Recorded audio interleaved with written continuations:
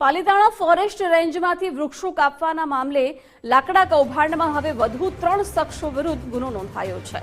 લાકડા કપાવનાર, લાકડા લેનાર અને ડ્રાઈવર સામે ગુનો દાખલ થયો છે। 1500થી વધુ લાકડા કાપીને વેચી લાખોની કમાણી કરી હતી। અગાઉ ફોરેસ્ટર, બીટગાર્ડ અને મજૂરો સામે ગુનો નોંધાયો હતો। છેલ્લા 1 મહિનાથી વૃક્ષોની ગેરકાયદે કાપણી ચાલતી હતી। રાજસ્થળી વીડીના ફોરેસ્ટરને તાત્કાલિક સસ્પેન્ડ કરવામાં આવ્યા હતા। બીટગાર્ડ કલ્પેશ ડાભીને પણ સસ્પેન્ડ કરવામાં આવ્યા છે અને આ કાર્યવાહી કરવામાં આવી રહી છે। છેલ્લા 1 મહિનાથી વૃક્ષોની ગેરકાયદે કાપણી ચાલતી હતી। 1500થી વધુ લાકડા કાપીને લાખો રૂપિયાની કમાણી કરી લેવામાં આવી છે અને આ મામલે હવે વધુ 3 શખ્સો વિરુદ્ધ ગુનો નોંધવામાં આવ્યો છે।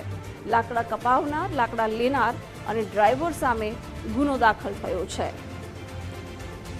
લાકડા કૌભાંડમાં વધુ 3 શખ્સો સામે કાર્યવાહી કરાઈ છે। વિગતો સાથે સંવાદદાતા કૃણાલ બારડ જોડાઈ ગયા છે। કૃણાલ, પાલીતાણા ફોરેસ્ટ રેન્જમાંથી વૃક્ષ કાપવા મામલે વધુ 3 શખ્સો સામે હવે કાર્યવાહી થઈ છે, ગુનો નોંધાયો છે, શું વિગતો?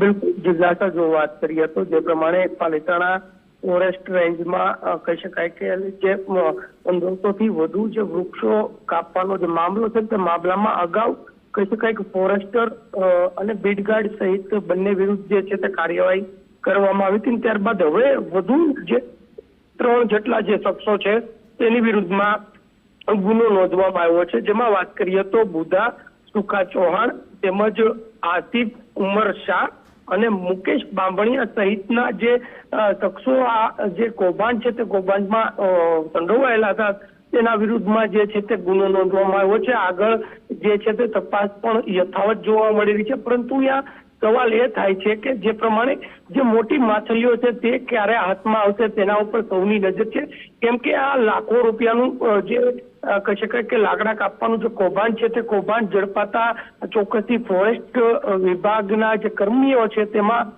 પોપડાટ ચોક્કસથી જોવા મળી રહ્યો છે। જિજ્ઞાસા। જી કૃણાલ, આભાર જાણકારી માટે।